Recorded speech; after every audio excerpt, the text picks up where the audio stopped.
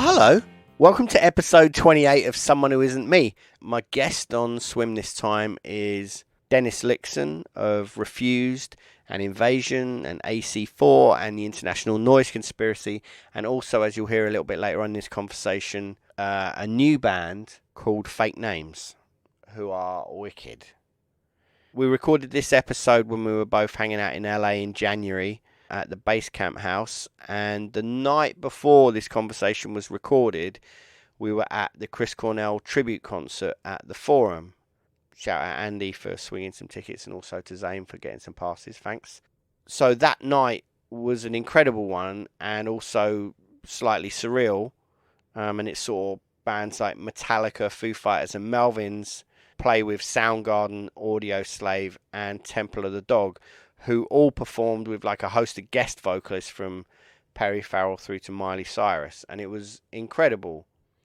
It was also really weird at times, but it showed what an incredible songwriter Chris Cornell was, and also how he was respected so much in this world. So, yeah.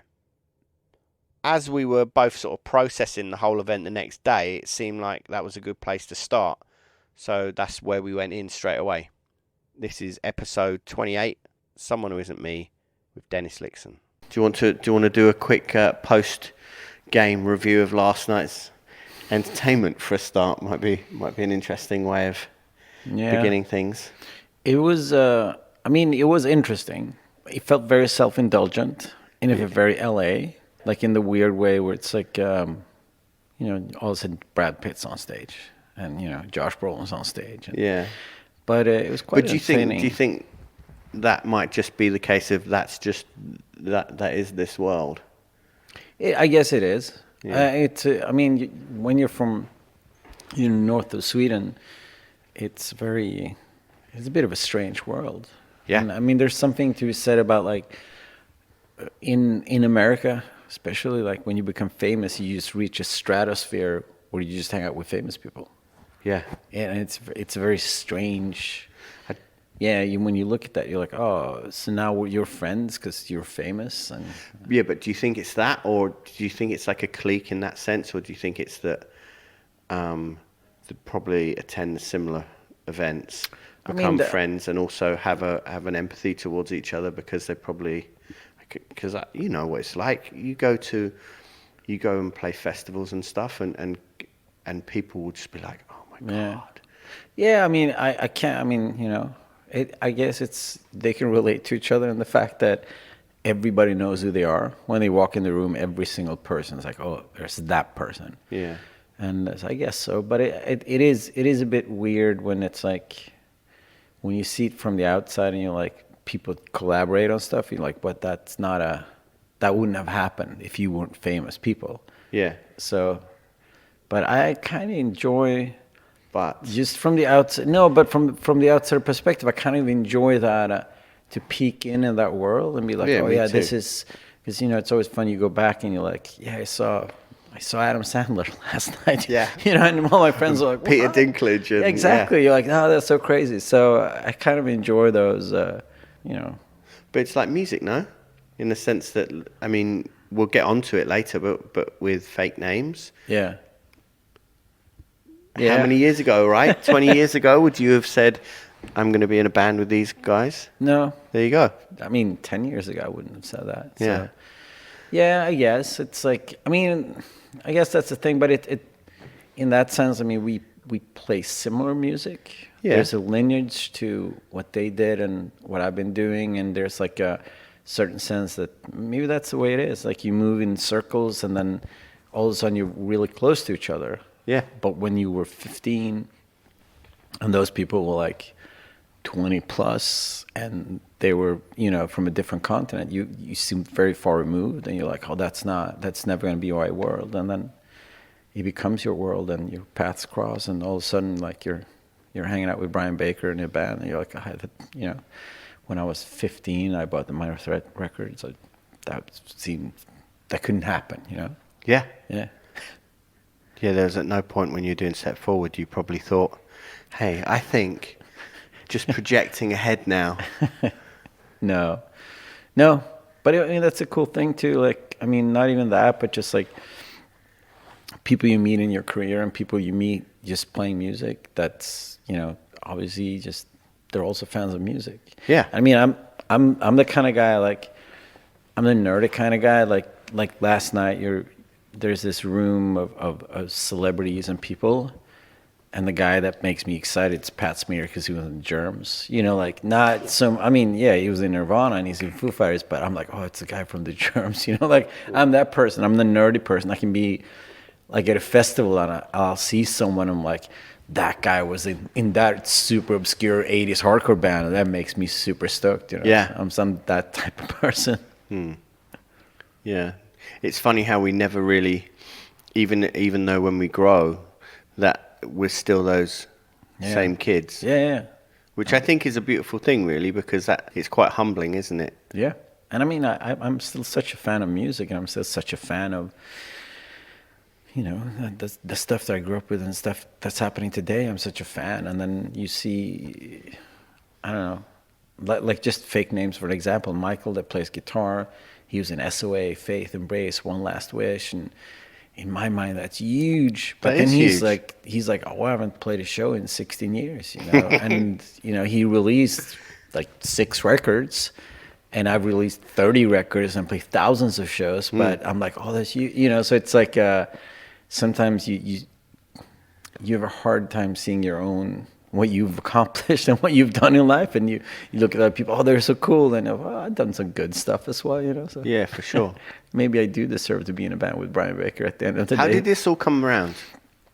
I met Johnny Temple at Place Bass. INVSN played a show with Girls Against Boys in Copenhagen a couple of years ago, and he was super nice. And then I love that band. Yeah, they were great. And then they've been looking for a singer for a while, and then Johnny Temple saw Refused play at Riot Fest, and he texted the other guy. I said, what about Dennis? Maybe we should ask him. So it's been an ongoing thing for some time now. A year and a half, I think. 2 years even, yeah. Yeah. And then Brian Baker just came up and he was like, I got a new project. Do you want to sing in my new project? I'm like, yes, I do.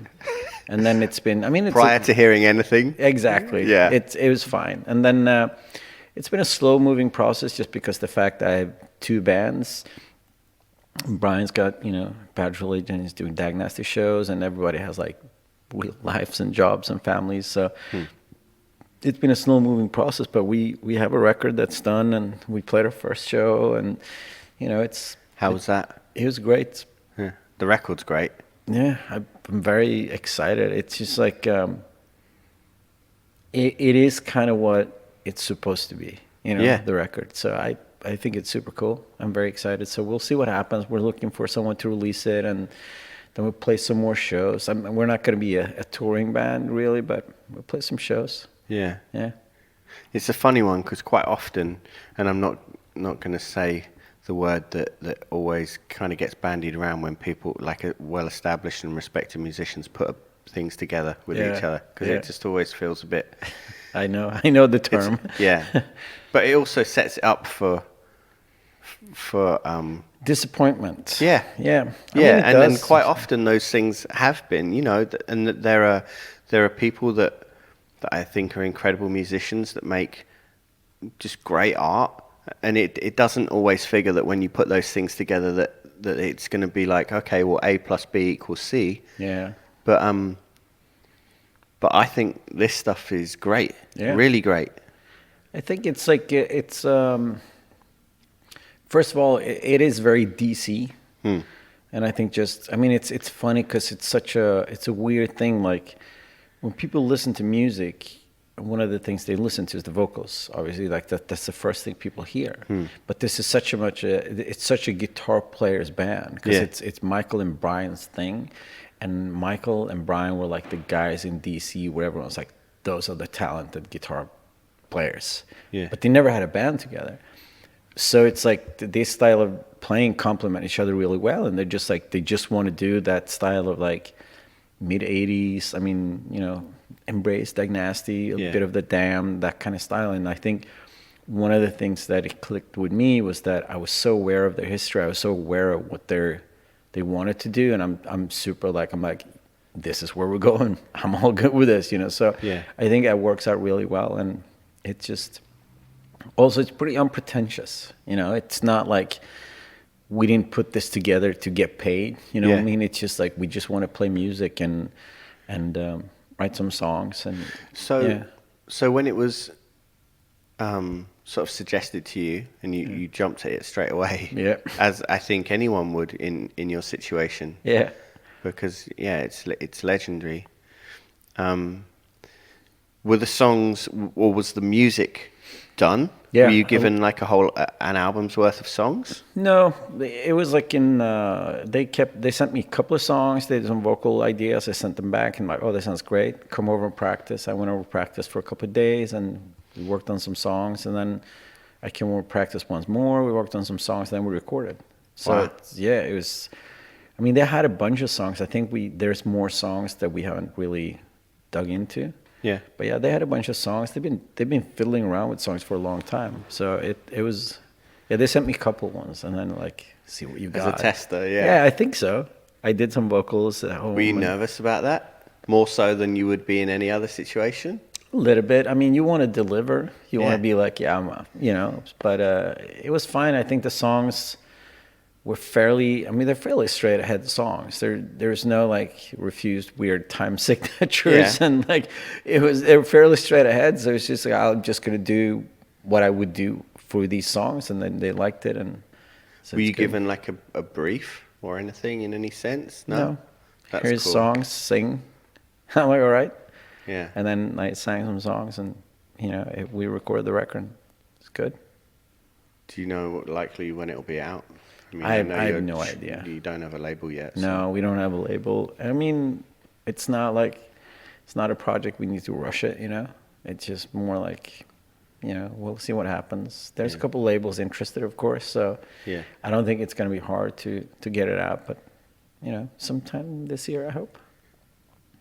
It's crazy you saying about it being, coming from the kind of the DC sound. Yeah. Because I still can't get past that as a, when I was a kid, that whole thing with the Revolution Summer and all those bands that were coming out, and Discord itself was just, it had such a profound impact on me. Yeah. Because up to that point, I think, I'd listened to some punk rock but was probably more into metal and stuff, I think, because that kind of spoke to me a little more when I was a kid. Yeah. And then when I started to get into like Circle Jerks and Bad Brains and stuff, and then found the whole DC thing, it was just life changing. Yeah, I mean it's one of those things where Discord. I mean, when we were young, and Minor Threat was not the first, but one of the first like hardcore records I bought, like the 7-inch comp LP.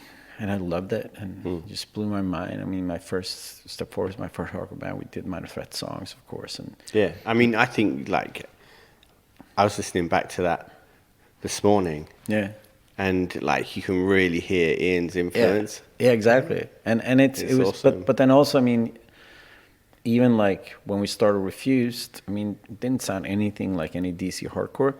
But then me and my friend Jose started Desperate Fight Records, and it was modeled after Discord. Yeah. We're just like, we're going to release local bands. We're just going to do like a thing where it's like documenting the local scene. And then a couple of years, I mean, now it's like 15 years ago, I started New Vogue, which is my label I have for the last couple of years. It was the same thing. I'm just modeled after Discord. I'm just going to do super fair deals for all the bands. Not really do a lot of advertising and just document the local scene. So it's been such a huge like part of my story. Yeah.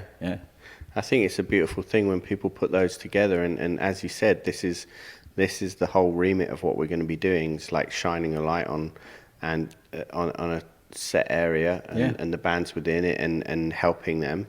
Yeah. But then the profound impact that those things can have, like worldwide, is unreal, isn't it? It is pretty unreal. But I mean, it's also like they didn't start Discord to make money. No, of course. But then they had Minor Threat and they had Fugazi. And if you have music that's great, that just kind of transcend everything. Yeah. And I mean, that's the same thing. I think when I started all these bands and I started all these labels and doing all this stuff, I never there was never an intention to make a buck. It was just like, I just want to document what was happening around me. I want to help out my friends. I want to play music. Yeah. And I'm still that guy. I mean, I'm here in LA doing like business meetings, but it's still about the music. It's still like, I'm here because there's new music, you know? Yeah, but it's interesting. There's a lot of people, like, especially like the whole like supergroup thing, that like, if we all get together, like the most prominent names will make millions of dollars. That could, you know, and that's never been my mindset. I'm just like, oh, I want to play in a band with Brian Baker. I don't care if I do too. Yeah, you know, I don't care if we sell 5 records, you know, and do 3 shows. I just wanted that experience to my you want to make art life, with people, you know. Yeah, I just want to make art with people, and I just want to be in that room where, you know, we create something and you play a song and you're like, oh, that sounded great, you know. So you know. Who were the bands from that whole world that you said about Minor Threat and stuff, but what other bands really kind of influenced you as like a young musician?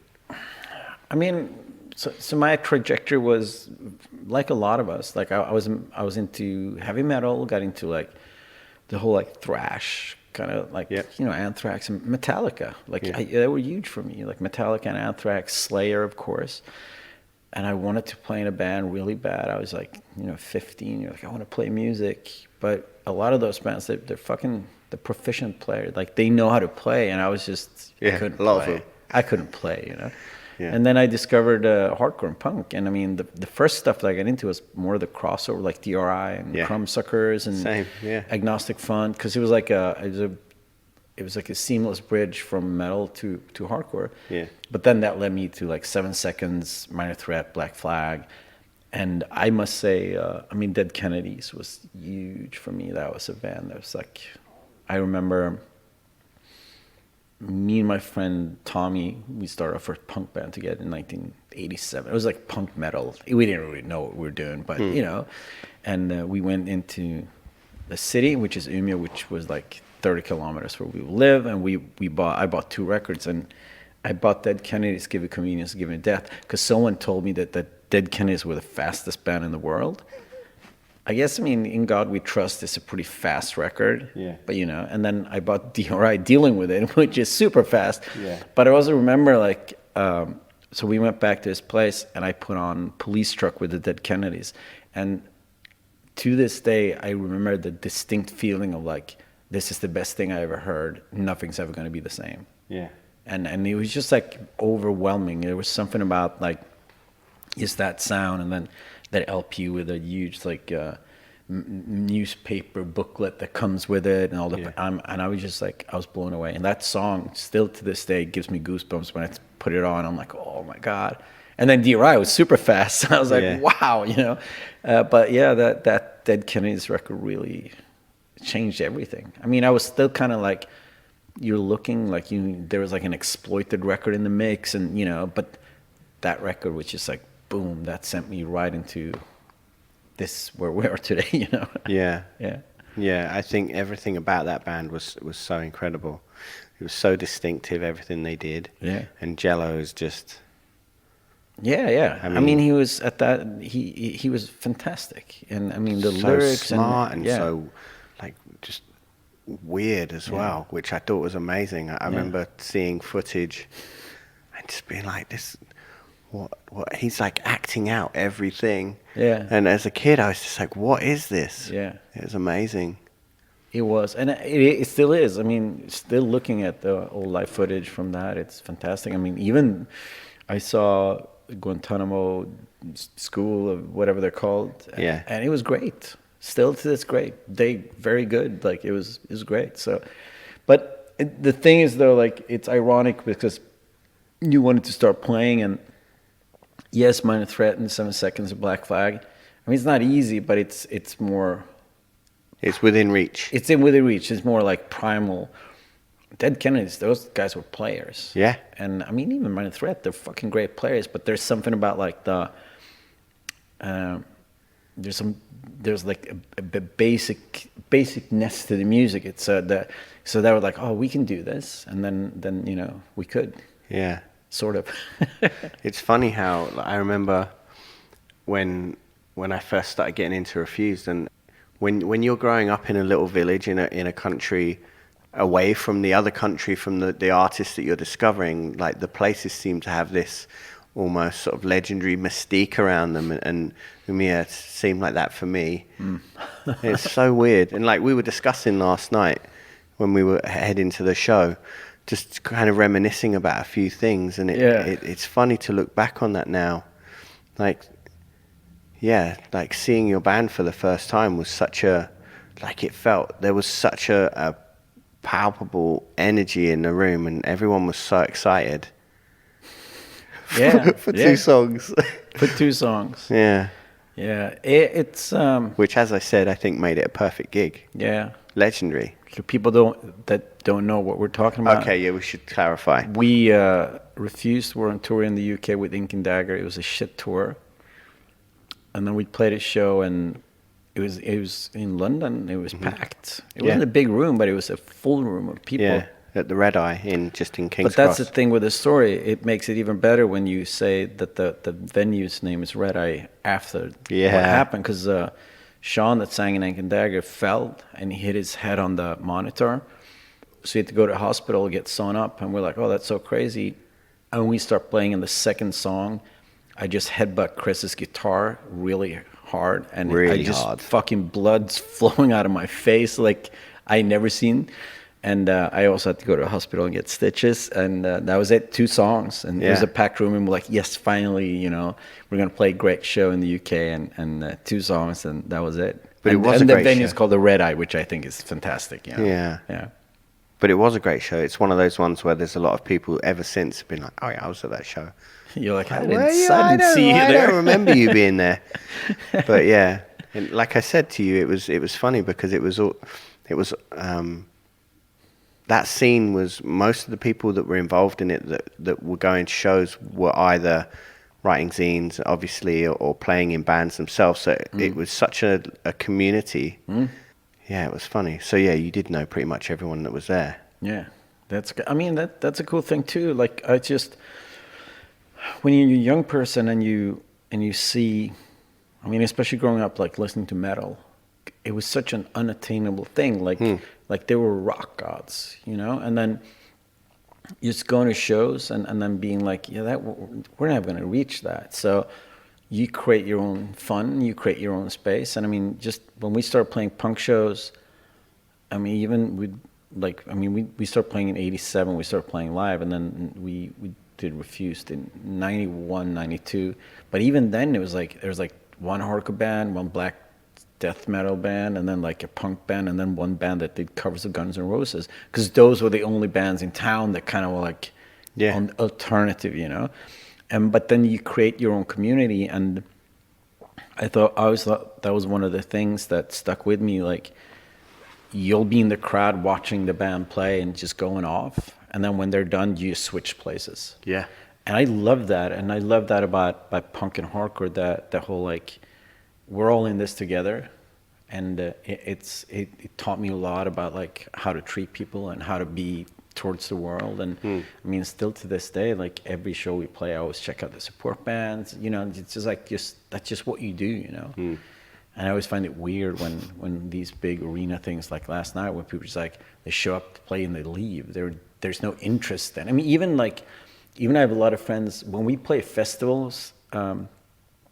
With any of my bands in Europe or in the States, I make sure to check out the program. I'll make sure I'll stay an extra day if there's some bands I want to see. And then I have friends that they'll show up 20 minutes before they play and then they leave. And I'm like, oh, there's all these good bands. Like, why wouldn't you want to stay for an extra day and check out bands? So I'm still that guy. I'm still a music nerd. Like, I'll go to Riot Fest, and we played Riot Fest. So we'd Refused. It's a year and a half ago, 2 years ago, where the Misfits played. And they asked us, like, when you're playing on, I think it's a Friday, Saturday, Sunday, maybe. The festival's 3 days. And they were like, so you're playing on Friday, how long are you staying? I'm like, when's Misfits playing? Sunday. I'm like, I'm staying until Monday then. That's just, it's the person I am. And I said, I think that, like, just the punk rock community and that sense of, like, we're doing this together, that taught me that, just to appreciate and also, like, just growing up where there was no bands that weren't our bands, Yeah. Just growing up there makes me appreciate like seeing bands, and still to this day I'm like, oh, I mean, I'm here in LA like every night I try to go see a band play because I can, I can't do that at home. Yeah. It's going back to the whole Refused thing about around that time. Was that you said that the tour sucked? Yeah. It was a weird time, wasn't it? Because I remember, Yeah. had the record actually come out by the time you did that show? Yeah. Yeah. Okay. It'd been out for a little bit. Yeah, it was a weird. I mean, that was the one thing about it, is that for me, and one of the reasons why I still love that record so much, aside from the songwriting and the production and everything about it, it's pretty perfect without going into it too much. It's pretty good. Yeah, it's a good record. You can definitely feel happy about that one. But I think as well the thing that I love so much about it was as supportive and communal as that world could be, it could also be very insular and closed-minded about what you could do. Yeah. Like, here's the blueprint. Yeah. You either use this blueprint or this one, but these are the parameters. Yeah, yeah. And I love that record because it went so beyond that, and there was the backlash, right? Yeah, it was fun. It was interesting because now, I mean, we sit here 20 years after the fact talking about this great record, and the process of making the record was pretty horrible. We didn't get along. I mean, I think, just looking back now, we toured ourselves to death. So when we started writing for this record, we were like, we're so fed up with each other. We're so fed up with what we were doing, basically. So the recording was kind of brutal, actually. And then we're like, okay, but now we have this record, so let's go out and play. And the hardcore scene didn't like it at the time. Like when we were at our peak, it was like 96, when we were touring Songs to Fan the Flames of Discontent. That's when people like, these guys, Yeah. And then when Shape came out, I remember we played the first show in Uppsala in Sweden. It was like the tour premiere. It was like 40 people. And we had like some weird backing track, ADAT, that didn't work. And it was just, one of those deals where we're like, here we are. And like, oh, wait, what's going on? And a lot of the hardcore kids were just like, and it was right at that time. So it's 98. So people are really getting into like the whole thrashy, fast hardcore thing. And it's like, I mean, that scene is very, I mean, people might not want to admit it, but it's pretty trendy, So we come out and we're this super pretentious, like art punk. Yeah, a lot of people didn't like it. So that whole year we started touring maybe February that year, when we broke up in September. So we did a fair amount of touring, and it was pretty bad. Most of it was pretty bad. It was like, all right, people don't really care. And we did that tour with Ink and Dagger, and it was not great. We did a package tour with No Fun at All and the Hives, and we had a couple really great shows on that tour. And we did a Scandinavia tour with Frodo's that was just kind of, Yeah. So it was a lot of like playing these songs, not really being able to perform them as well as we wanted to, and then people not showing up, and a lot of the hardcore community was like, yeah, those guys super pretentious, we don't like them anymore. And we were. I mean, to be fair, we did take it above and beyond what we needed.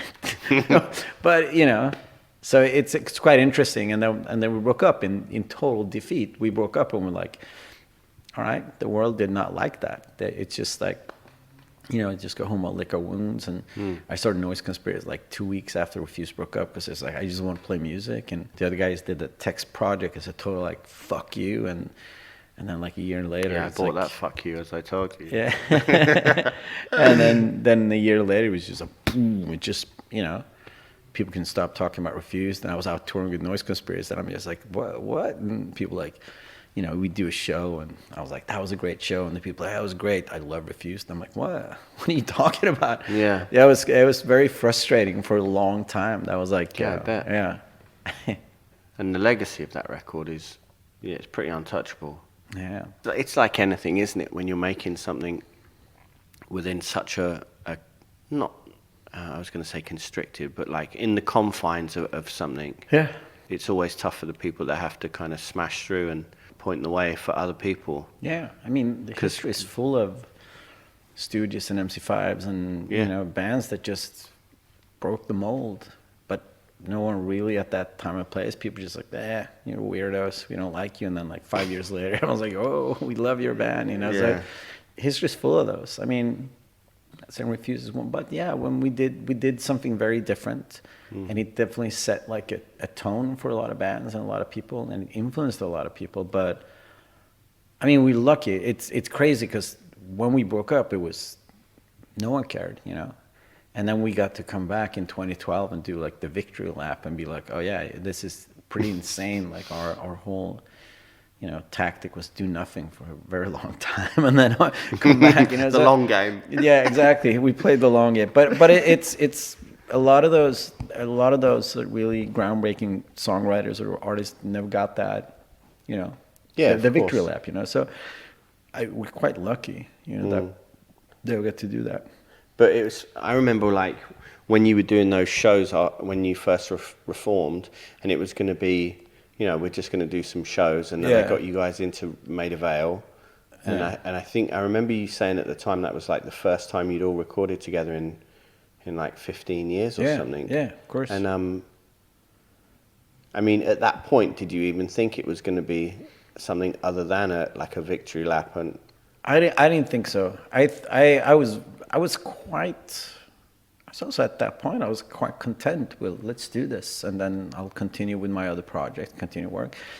But then Chris, David, and Magnus had a project that they were playing around with, and they had some song ideas. And I think one of those deals where here's the thing: like when we did Refused in the '90s, I wasn't a great singer. I was a great frontman, but not the greatest singer. I was very insecure about it. So I made up. A lot of my stage antics were just making up for the fact that I'm insecure about my singing.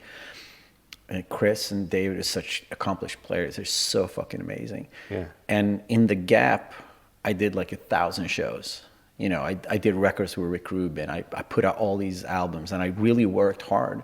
So when we got Refused back together and started playing again, I was the guy that had the absolute most routine, and now I'm on par with everyone else. Yeah. So I think when we started playing, and they had all these songs, so kind of weird instrumentals, and then they were just like, oh, I think Dennis could do this. You know, like now, like, you know, it's like, just like a realization that I think they had some songs, and Chris just told Dave one day, like, maybe Dennis should sing on this one. And they were like, or maybe that should be just a Refused song. And then they started like talking amongst themselves. And I remember we had a band meeting like halfway into the reunion where they're like, we sat down and they're like, we talked about some stuff. And then they're like, we want to record a new Refused record. And it came, for me, that came out of like total left field. Yeah. I was like, what are you talking about? And they were like, yeah, I think we want to do a new Refused record. And I'm like, that's so wild. And then I said, I need to think about this, but play me some music. And they play me Electra. And I'm like, yeah, maybe this could be something. Yeah. I have a great story about, we were playing a festival. Maybe it was like Download or something like that in 2012. And some guy from Ugly Kid Joe comes up to Chris and he's like, I love it. I love it. You're doing Reunion. It's so great. And then he said something like, well, you're doing it the right way. No new music, just fucking playing like the old songs. And I think that upset Chris so much that when we recorded Freedom in, you know, just to spite that guy. I think that's what happened. Thanks, Ugly Kid Joe. Yeah, exactly. You know, so.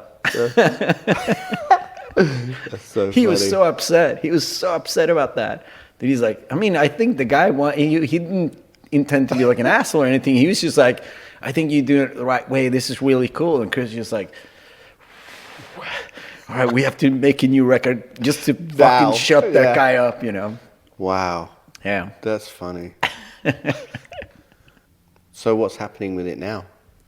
With the Refused thing, I mean, we have a new record that's almost done. Not quite. I mean, it's been one of those, in typical Refused fashion, it's just been going on for a long time, and no one's enjoyed the process of making the record, and it's been kind of grueling, but we're almost at the finishing line, which it feels great. It feels, it feels like it's going to be a really fantastic record. Yeah. Yeah. Do you feel like there's less pressure on this one as well? Yeah, I think so. Or I know so. I mean, I just putting that, I mean, after Shape of Punk and the legacy that record had, and like the 16 years that people spent listening to that record, Yeah. I think whatever we would have done, it would have been enough. And we kind of knew that going in. We knew that we had some great songs. We knew that this is fucking great music, but you're up against something that's, it's not the same, you know. It's hard to even compare it, you know. Yeah. We could have done a record that was like 3 times as good as Shape, but for people it's just like, you know, we have all these memories of place and time and your when you life invest and, in something. exactly. But there was a lot of pressure, and I think we took it very seriously, as we always do. But it was like there's a certain tension, and then we started playing the new songs live, and quite quickly we discovered like which songs work live and which songs just like we're like, now we're gonna play a new one, and you and you look out in the crowd and it's just like blank stares, just like, what is this going on now? And we're like, and there's a couple of songs we tried, and then one day we said, yeah, no, we're not gonna play that. That's just not gonna work out. So we kind of took the songs that did work, because there's a bunch of songs on Freedom that really works live, like the excellent live songs. And I think that was like the starting point of writing new songs. And also kind of coming to terms with, what kind of band are we? We are not Led Zeppelin. Like, so don't try to pretend to be that. We are a super weird, quirky, hardcore punk type of band, you know? Yeah. And I think that was important for writing the songs for the new record. And I think But the thing is as well, when you're making a record after such a large gap, you're not the same people. No, of course not. And all art is the product of the people that are making it. Yes. So, yeah, I'm curious whether or not you have to. Yeah, is it almost like you're having to sort of become that person again, or just approach it in from a slightly different. Do you know what I'm trying to say? Yeah, totally. Yeah. I think like because the thing is like, and in all honesty, like if all my current projects broke up, I would really do a band that sounded like Refuse, because that's not really the music I listen to. So it was like a lot of like trying to figure out. I remember distinctly an email from Magnus, our bass player. He's like, what kind of music do we play? What bands do we sound like? That was like an email from him, and we're just like, I don't know how to respond to this, you know? But when you first form a band, that's what you do almost. Exactly. So when you form a band, you're like, we just want to sound like Gorilla Biscuits. And then it's easy, you know? Then things change because of the players and your influence. And so I think, yes, going back after all these years to write a record and be like, what kind of band are we? What are the influences that we're going to bring to this? And I think that the whole Freedom process was just us figuring that out.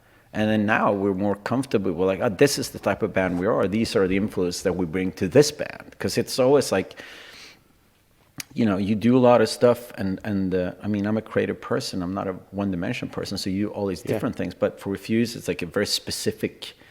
It's like a specific thing. I mean, Refuse is a free band in a lot of ways, but it's also a very specific expression. Do you find that restrictive? No, I think it's great, and I think it's like as long as you know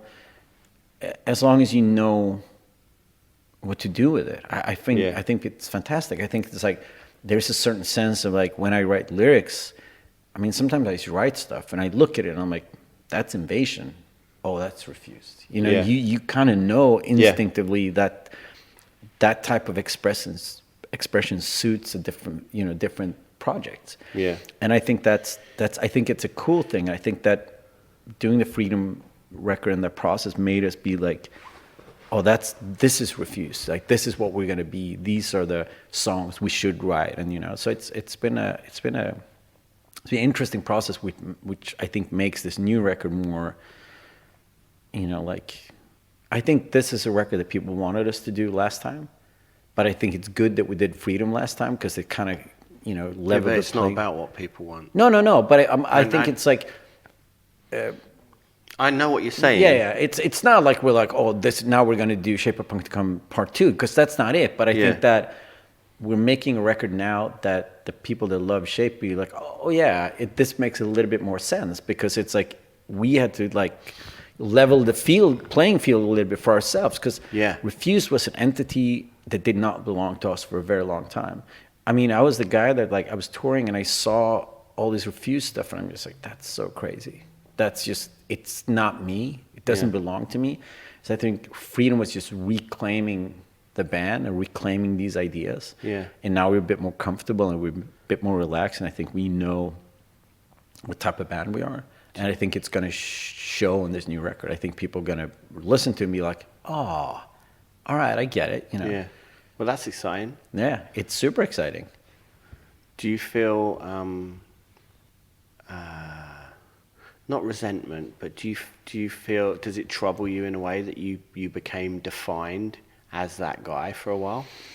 Because, you know, as you said, you it's not like you sat around for 16 years on your hands. Like, you've been super busy and you've made so many great records with so many different bands. Yeah.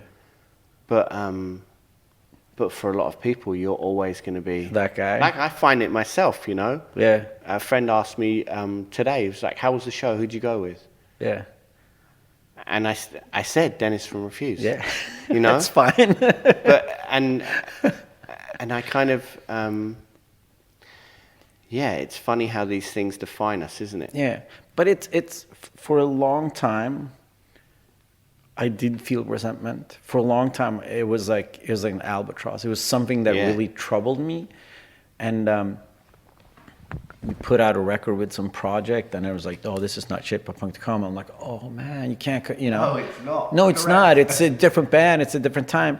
And for a long time, that kind of did trouble me. And it was one of those deals where I'm like, how do I shake this? But then as you grow older, there are certain things that are going to define me forever, my life forever. I mean, it's where I grew up. I got into punk and hardcore. I mean, that's going to define me until the day I die. Yeah. And Shape of Punk to Come. And just like, you got to just embrace that and be like, yeah, I mean, I am that guy. I am Dennis from Refused. I've done shitloads of things apart from that, but I am also that person. And I mean, it is a bit weird that our life's worth can be defined by a super specific period of time. For a lot of people, that's the case. I mean, you know, I'm not saying, you know, but I mean, I'm the same. I'm like, I'll see someone and be like, oh, that guy was in that band from 1981, you know, and that makes me excited. And I'm sure since that 6 months when he spent recording that 7-inch, you know, he's done a lot of other stuff. But I mean, that's just kind of the way our culture works a little bit. And we were talking about this yesterday, that how unfair it is that artists can't grow old. Yeah. And that's just a part of that. But I mean, you come to terms with that, and then you're like, but Refused and even just fucking New Noise, like one song. That's kind of why we're sitting here today. And it's pretty crazy. I mean, maybe we would have been sitting here otherwise, because, you know, but maybe not in this house. Probably not in this house. No, but you know what I mean? And it's kind of crazy. And then I just embrace that and be like, oh, that's just, you know, it's just going to define me. If Refused breaks up tomorrow, and if we meet up to do like in 20 years, we're still going to be talking about Refused, you know, and that legacy. And that's kind of cool. I mean, as long as we don't forget that there's other stuff going on, that's fine, you know. Yeah. And sometimes, like, just being that guy from Refused, it opens a couple of doors and makes people a bit curious, like, what is he up to now? And if he gets some people checking out INVSN, that's cool. If he gets some people checking out, you know, that's cool, you know. But yes, for a long time I hated it. For a long time I did not like Refused, you know, because it was such a burden. I remember, I'm not a nostalgic guy. I don't really go back and listen to stuff that I did. I'm so interested in moving forward. Always interesting, like, what am I going to discover next? What's the new project? What's the next song I'm going to write? And then Epitaph did like a Shape of Punk, like a double vinyl reissue. Yeah. Like, so it's got to be like more than 10 years ago now. And I got it and I listened to it for the first time in like 6-7 years. And I just remember texting David, I'm like, I just listened to Shape. It's a pretty good record. And he hit me back, he's like, Yeah, I had the same like, Yeah. you know, I had the same thing recently that I was like, oh yeah, it's pretty fucking great, you know, and It stands up. yeah, really it does, and then on you every level, I think. yeah, Like I said to you, the production especially, you know. Yeah. Like I love, you know, we've spoken about bands that we loved as kids. Yeah. And there's a lot of 7 inches I just can't listen to no, anymore. they sound horrible. They sound horrible. And it's so depressing. Yeah, a lot of '90s hardcore didn't really spend a lot of time with the production of the records. Yeah. There's so many bands that I was like when I was like a kid and I was really into hardcore, and then I love that band, and you listen to the records now, you're like, it doesn't sound great, but Yeah. you know that's the way it is. But especially '90s were problematic. It wasn't a great era for production in rock music. Yeah. It's just kind of what it was. Yeah, it's But true. we're lucky. Like we both songs to Fan and Shape sound good. They sound good sounds, you know. So Yeah. Just to go back over things and try and recapture that feeling I had, and now I can't help but to sit and pick it apart and go, oh, why does it sound like this? Yeah. Why is the snare like that? Yeah. But I think it's I always approach music from two different directions, which is pretty awesome and also frustrating, because I'm the guy that if I see a band play and they only play new songs, the musician in me will be like, yes, do your thing, do your songs. The music nerd in me will be like, please play a couple of songs from the first record. Yeah. And I'm the same with listening back to stuff. I'm like, there's nothing I love more than the difficult third record. It's like my favorite thing in the world, to like pick apart a record that's just like that everybody hated when it came out. I'm like, oh, I love this. Why did this happen? You know, and you know, that's just the type of person I am. It's so intriguing as a musician to see like what went wrong. But then maybe if I pick my favorite, like, yeah, it's not going to be the third record. It's my favorite record, but I don't know. That's just how I look at music. I think it's very interesting. And you listen to old stuff that you were into when you were a kid, and you're like, as a fan, I get it. As a musician, I'm like, I have no idea why I was into this band, you know? Yeah. That's why I think it's really exciting when I first heard Off, because it was like, this sounds like a band that I would have loved and love now, obviously, but it sounds so great. Yeah. As well, you know? Yeah. I know exactly what you mean. I mean, I don't pay a lot of attention to new, you know, like new punk and hardcore, especially like the more the metal-esque sounds. Because it's like, but then when I hear a band that's like, ooh, this kind of sounds like, and then you can say like, oh, Canadian Subhumans. And you get excited and like that, you know, there's something about that. It's maybe that's a bit of a nostalgia thing. Yeah, maybe. Like the last thing like that, I think that I got really fucking pumped about was Gloss right before they split up. Did you? Oh yeah. And I listened to that. That was like great. The demo and the 7-inch. I was just like, fuck, this is so pissed. Yeah. It's awesome. You gotta love pissed music. That's just the best, you know. Yeah. But I did have a little bit of revival. We were playing some shows at INVSN a couple of weeks ago, and me and Sarah, who's been around for a long time, she was in the Donuts, as you know, and Noise Conspiracy. Yeah. And, you know, we were driving for like hours, and we just sat and listened to new hardcore, like all those like. Incendiary and Knock Blues and all those bands. Yeah. There's a lot of good stuff. Yeah, there is. It made me very happy and very excited. I'm like, oh, there's a lot of good stuff happening. It is a bit weird for me that 90s hardcore is super retro.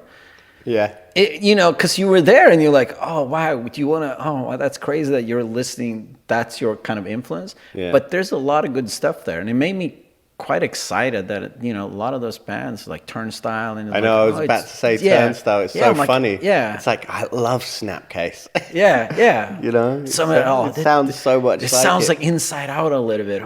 Exciting. But I mean, it is cool, and it's like something to be said about the longevity of hardcore and punk music. That there'd be cycles, and yes, for a couple of years there's not much going on, and then you're like, all of a sudden there's like this new scene happening, and it is pretty exciting. Yeah. I It mean, doesn't it doesn't feel like it's just kind of hollow aping. No. A lot of those, it a lot of feels those bands like, have taken influences, but they're definitely creating something new with it, and it's pretty great. And I think, you know, me, I always did kind of what I wanted to do with Noise Conspiracy. We did AC4, a hardcore band, for a second, and Invasion is completely different. So I always felt very peripheral in that scene. But I always go to the shows. You know, in my hometown, if there's a punk show, I'll go to the punk show, like without fault, like every time. You know, and I think like I don't have to prove myself, and I don't have to be punk, but I just still love that idea and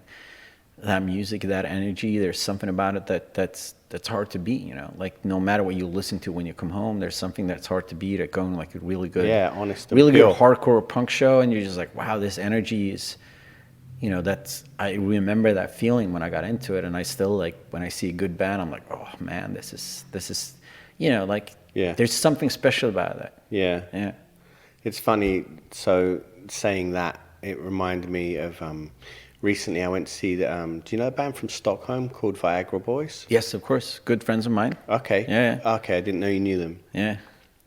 So I went to see them, and it's just so awesome. Yeah, so it's great. pretty awesome, right? Yeah. And I've been playing it a bunch on my show, and I had them play my stage at Reading and stuff, and it's because there's so many points of it that make me think of bands that I grew up loving so much. There's like a bit of Jesus, there's a bit of Morphine, and you know, there's all these little reference points in it, and it's done in such a way that it's so like we don't give a fuck. It's awesome. And so I was there with Oscar, who manages them, who works at, you know Oscar? I know Oscar, of course I know Oscar. Yeah, he used to play in Nine.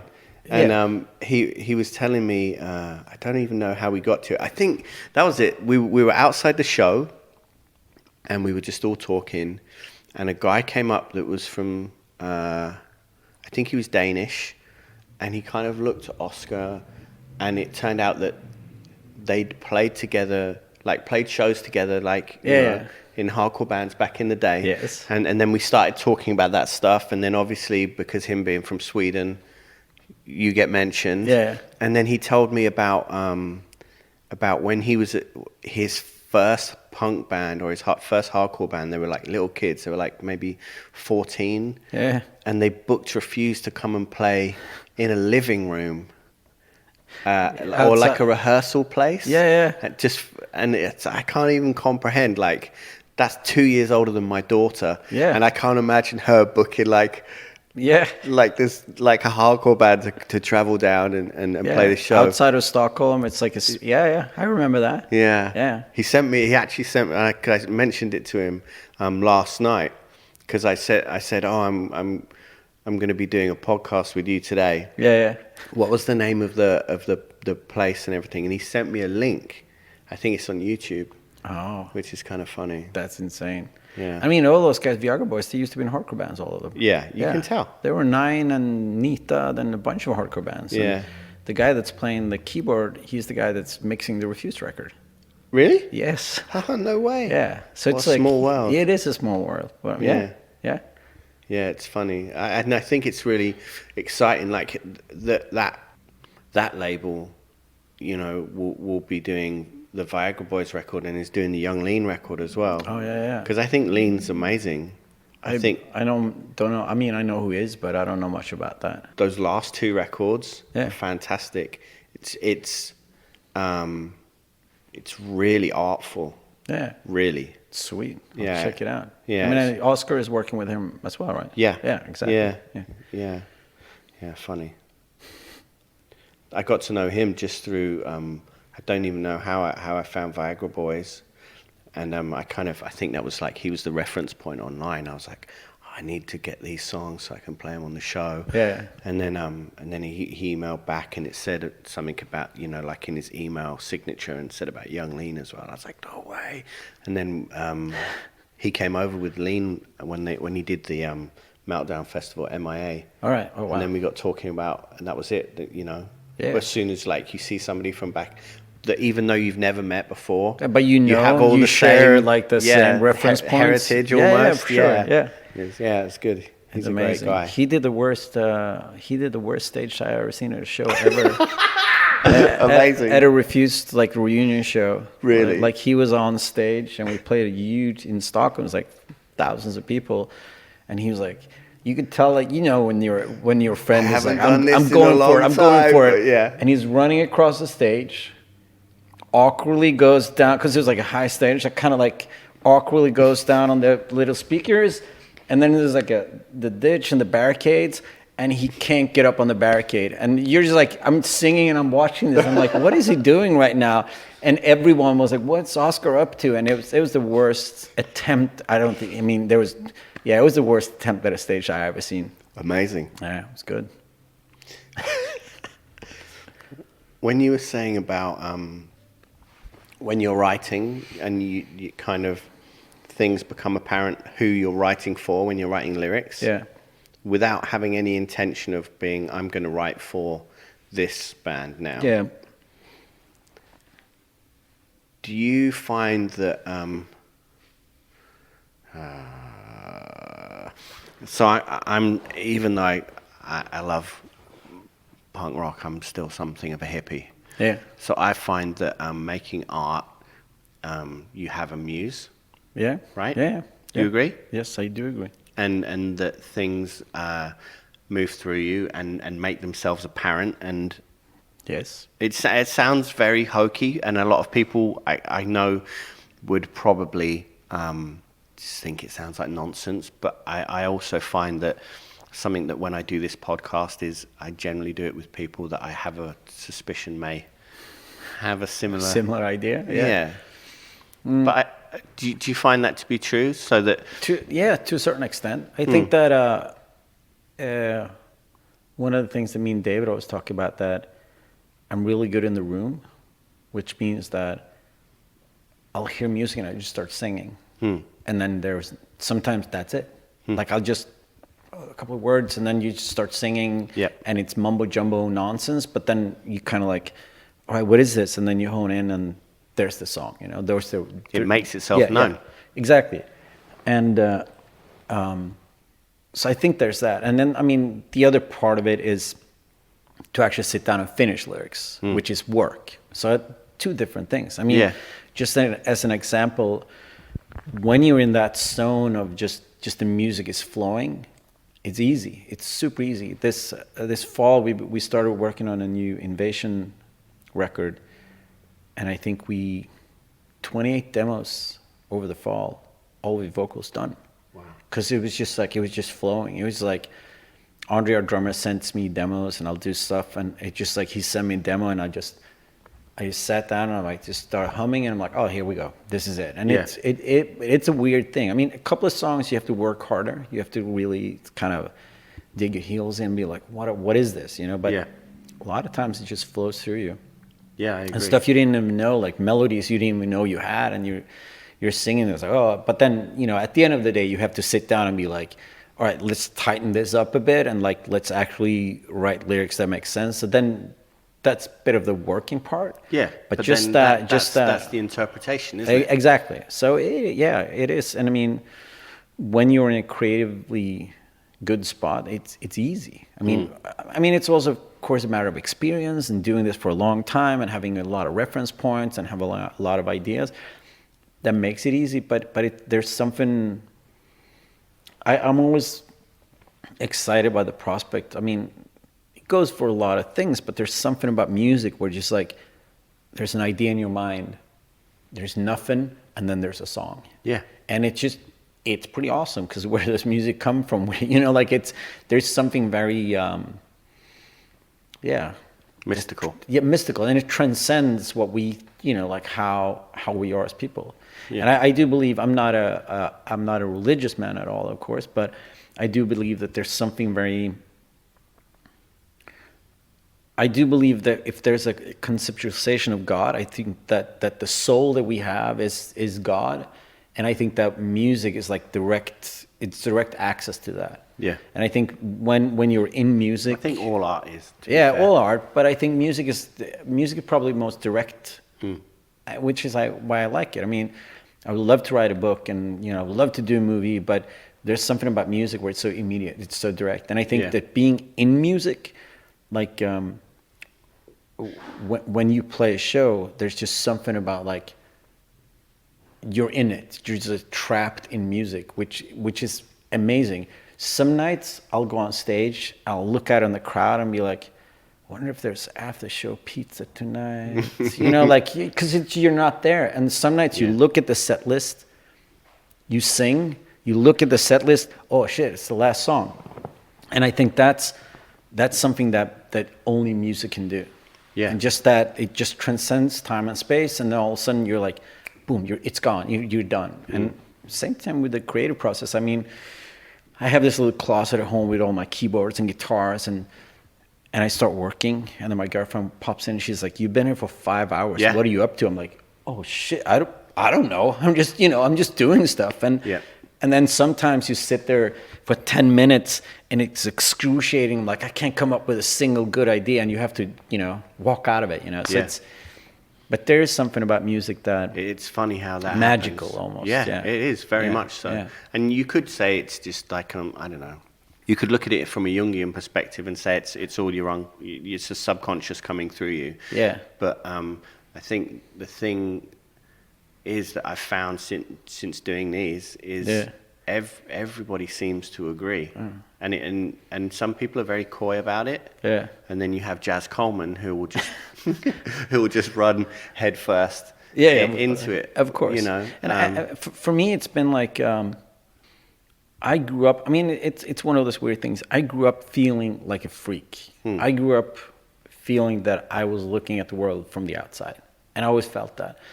Punk and hardcore and music made it so like I have at least some sort of semblance of something that I have in common with other people. Like here's my tribe, so to speak. And then as a person, we look at ourselves, and the idea of like, now it's January, so everyone's like, oh, we're doing sober January, we're doing like, I'm gonna get my shit together this year. You have an ideal version of yourself. You look at yourself and like, this is my life, and then you look at like, oh, this could be my life if I just fucking sit down and write that book, or I'll go to the gym 10 times a week. There's all these ideas, and they're unattainable. There's a reason why it's like their ideal version of you, because it's unattainable. But I feel, in the best of days on stage, I am the best version of myself. Yeah. And there's something to be said. It's a bit complex, because I am that guy that's like, someone called me up like, do you want to play a show tonight? There's no money. I'm like, I'm there, And a lot of my bandmates, they were like, they have to hold me back. They're like, wait, we can't. This is not possible. It becomes complex, because the most comfortable I feel is second song into a show. That's like the most comfortable I am with myself. Yeah. I mean, that's why I just keep pushing, keep doing more music, keep wanting to play live, wanting to be in the music. Because there is something there that I can't really attain when I'm just being myself outside of music. Have you tried to? In other ways? Yeah, I guess. I mean, but I think that's what people do when they do drugs or something like that, but I'm not interested in that. So I'm just like, I'm interested in music. And for me, it's not a matter of... there are other means as well, though. I'm sure there are. I do try to meditate and do yoga and stuff like that, but it's a different kick. I mean, especially knowing me, like the sort of physicality that I have when I play music. But I don't know. It's just something that I think a lot about, and I think a lot about the existential sort of aspects of music, of creativity, because I like to create. I like to always move, and it's not a matter of like, I can see if you're the Maroon 5 guy, and every show there's 15,000 people adoring you. That's very addictive. But I just want to play. I don't care if it's 5 people or 50,000. I just want to play. And I mean, having the contrast of a band like INVSN, where we at times struggle because people don't really know we're around, keeps me humble. Yeah. And I love it. And sometimes there's 20 people and it's the best show of the tour, So it's just, I just want to play. There's something about that music that makes it, you know, it's not about like fame or glory or getting paid. It's just about the music.